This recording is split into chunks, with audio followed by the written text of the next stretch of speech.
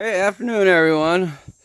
So I need to stack all these. I'm gonna do that here in a minute. I figured I'd do just this little swedge video and then I'm gonna sharpen.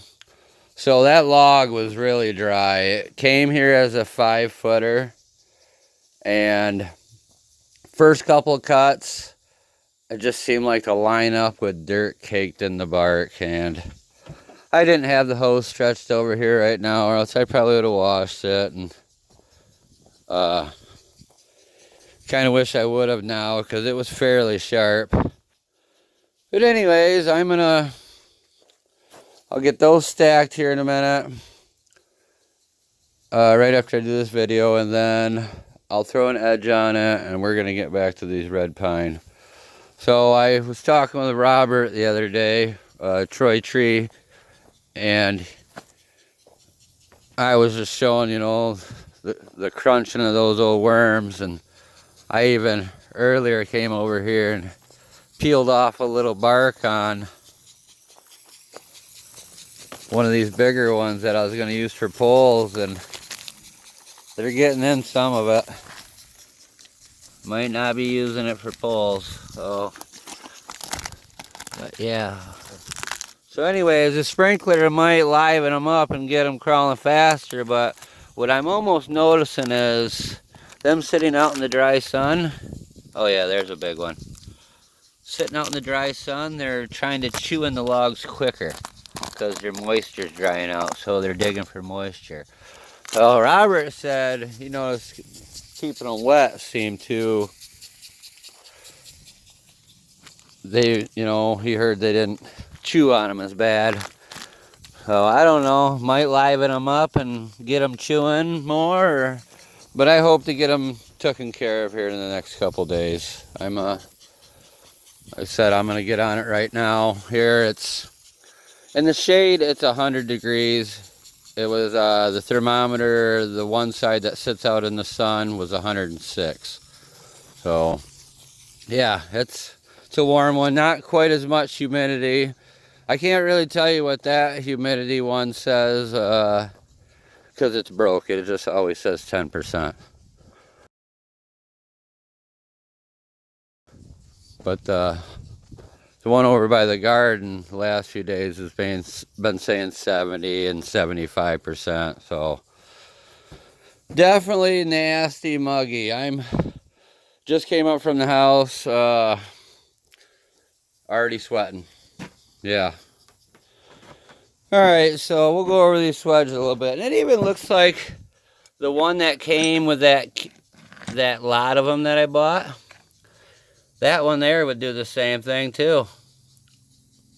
It's all it just really needs to be is that slant, you guys. So everybody wanting one of these, see that? It just, one side's flat, the other side, and even on the Simmons one, it's just a double angle.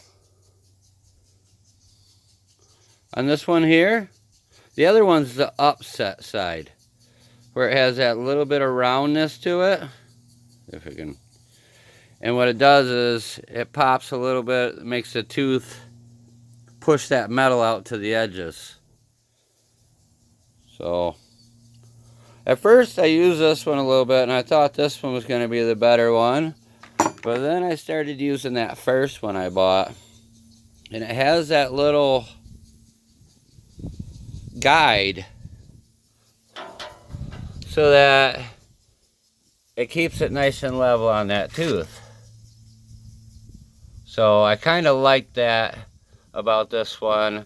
This other one was a little more all over, but this one also doesn't have a flat side on it. It's two slanted sides, and then the up tooth is two slanted sides. Versus this one, the up tooth part is all that's slanted, and yeah, so maybe this is just the older style. I mean, this looks like an oldie. See, and then the bigger one that come in that kit, set up the same way. One side flat and the other side's got the angle for the up side and or the up to side it's called. I thought I saw in the brochure. And then this little one is a Ditson. I think this was brand Ditson too. Yeah, Henry Ditson and Sons. But that one is more like the... Oh, sorry. Bad camera work. I was looking at it, not looking what my camera's facing. But that one's more like the Simmons. But it's a Ditson. So maybe those are just the older style. Because I did find a few brochures on eBay for this. This is the Conqueror style Swedge. I believe it says the same on this one. Oh, you know what? This one's different. I thought this was the same brand as this one, but now that I look, this is a JW mixture saw tool.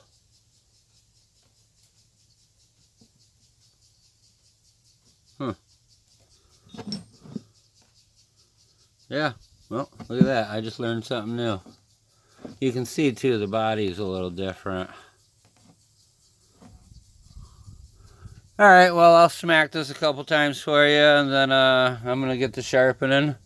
It's clouding up a little bit, so we're and the wind's blowing a little bit, so I'm gonna try to get cutting here. I'm gonna stack all those boards real quick over there, like I said. I won't bring you guys. Now, hopefully I get this, you know, I'm doing this right. It seems pretty self-explanatory with that tool with the little holder on it, because there's no way to flip that around, and so that goes towards the gullet side. I mean, so I bet some people probably would try to stick it that way, but anyways.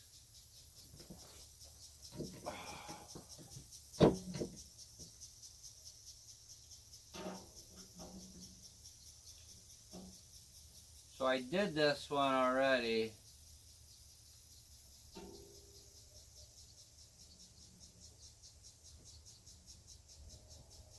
We'll go with that one there. And I did a few of these then with this one, and it does do it a little different. So I wanted to straighten these ones up using this one, you know, with the flat side. This is probably more of the dum-dum rig, you know, for somebody that can't hold that one straight. That just gives you too much range, I feel like. I don't know, maybe it's a better one. We're going to try them both. I figure I'll do this all with this one. And then, but it's really crazy how quick it straightens that metal out.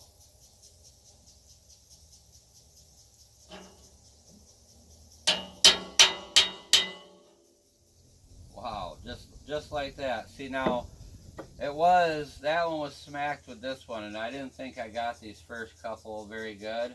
So then I switched to this, and I should have probably just went with one all the way around.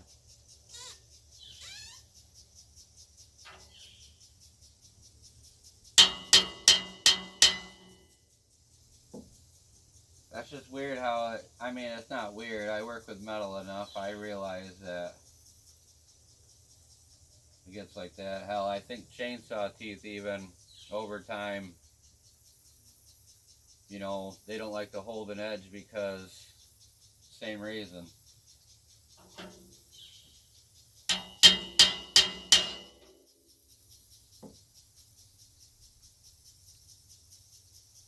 It almost sharpens the tooth in a way if you've done it good. Or, you know, like, seems like when I hit a perfect one like that.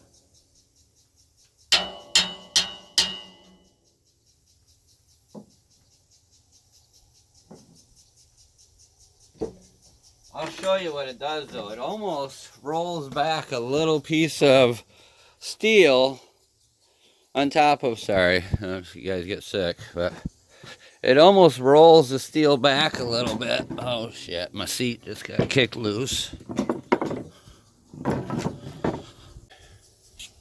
Let's go back to the first one. I can show you on that with the paint on it.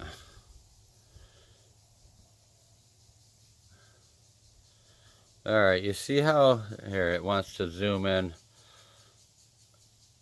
I know it's hard to not look at the thumb and look at the tooth. That's crazy. Look at how it's growing. That big blood spot just cranking along. But anyways, you see here, well, let's just get that finger out of there. You see how that tooth is, I'm trying to let it, right there. Almost, got like the metal is more mashed out and you can almost see it, a little bit of change of color. That wasn't like that before I smacked that. So you can damn near see when it pushes the metal out, you know, and hell, you just look at the tooth before you smack it and you'll definitely see the difference. I'm going to have to say for now, this one for the win, because it seems like the more retarded model for the guy that, you know, doesn't want to hold it as straight every time. But I guess time will tell. Any of you guys know better about that? Don't hesitate to chime in and put your 2 cents in. I'd like to hear it. I'm new to this, and I'd really love to hear people's suggestions and everything, because I heard you could just go to chrome or carbide. I can't use carbide, at least not on this blade. This blade has the super shanks in it.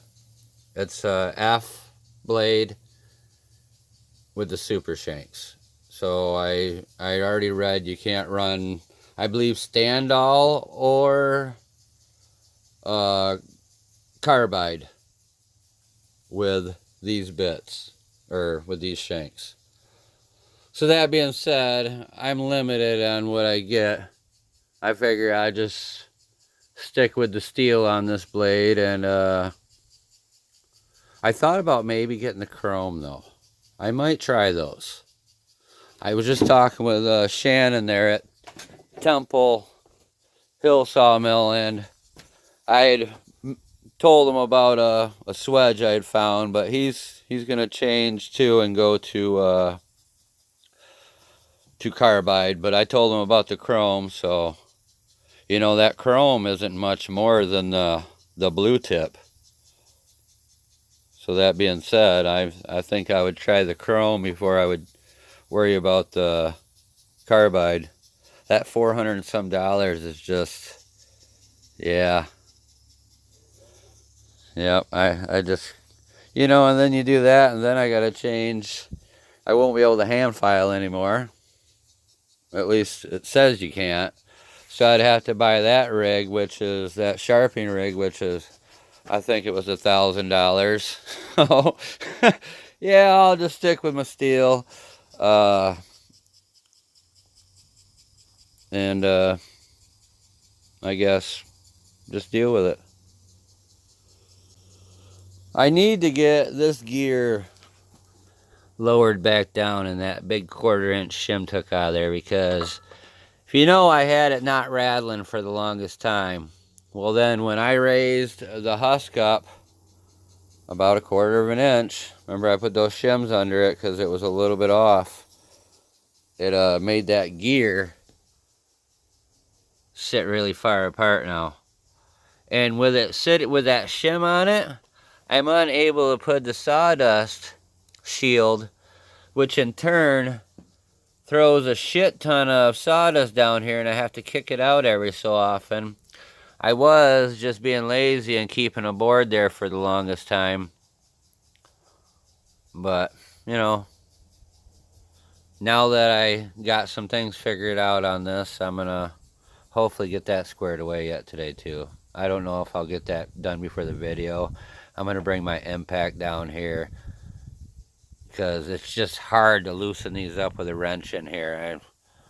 I usually end up sliding off them and taking a chunk off my knuckle somewhere through here, you know, and you don't really want to be, there ain't really nothing, no way to do anything right here. So yeah, I'll bring the impact down to do that. And I need to straighten this, to tell you the truth.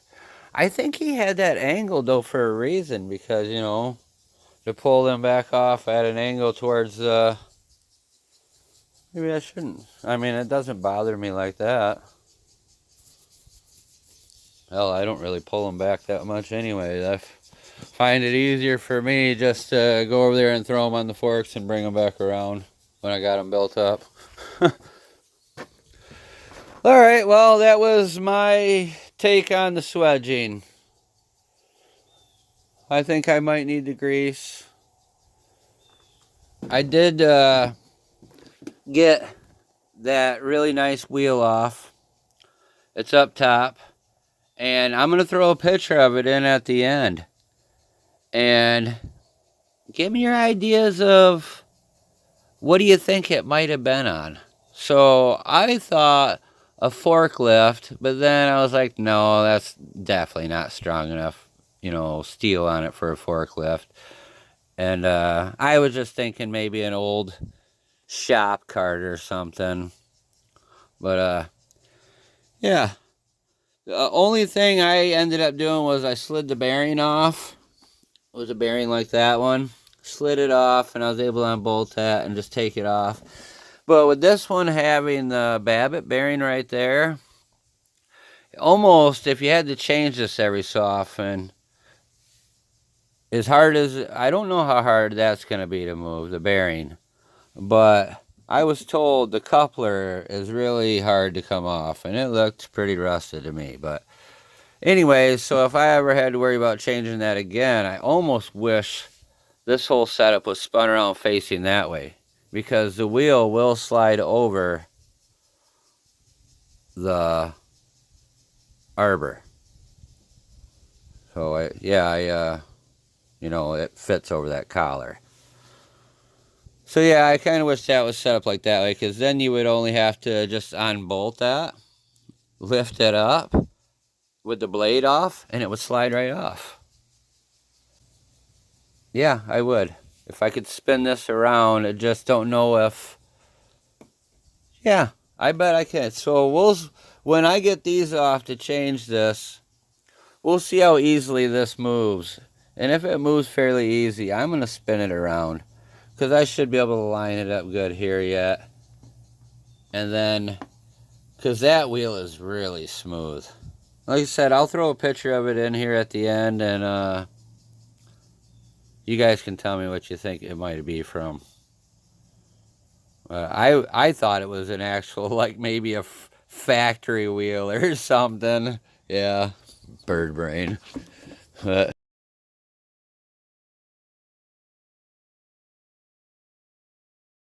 now I was pretty persistent on using the single cut, but the single cut wears out a lot quicker, I've noticed. So I've been using this double cut. But how I've been doing it lately is I sit this way, so I'm angled on with the tooth, instead of when I was sitting here, every so often they would be off, and it was getting a funny hump right here on the tooth at an angle. So it would naturally try to make it dive. I can hear those bugs over there chewing on those logs. That's funny. But yeah, I always put my finger right here as a guide. That's my Dexter right there.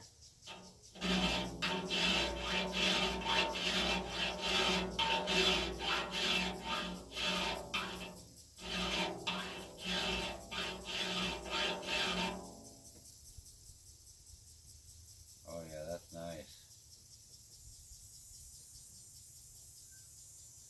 Should always clear your file too, you know. Get the stuff out of the teeth so that they bite. Or the...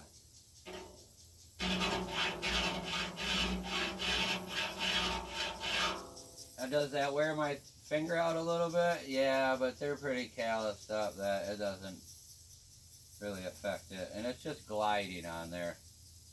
I mean, there is teeth on the side of the file I see, but seems to be alright.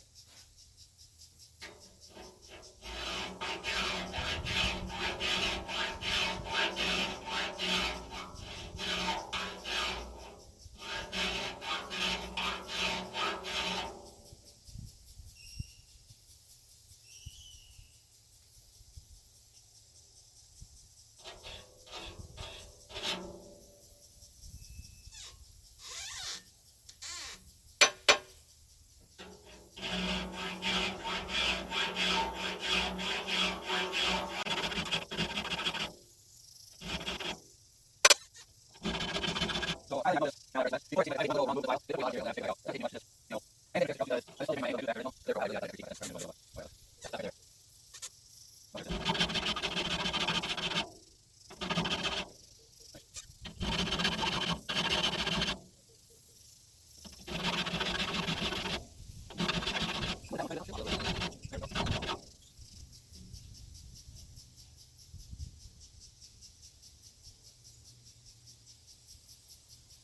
I started here, made a little line. I don't know why I didn't use my chalk mark, but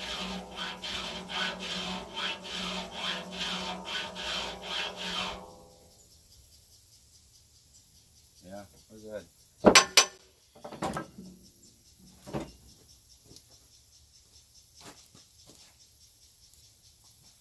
Actually, we'll use these for stacking the wood on. But now it's leaking everywhere at every weld. Yeah.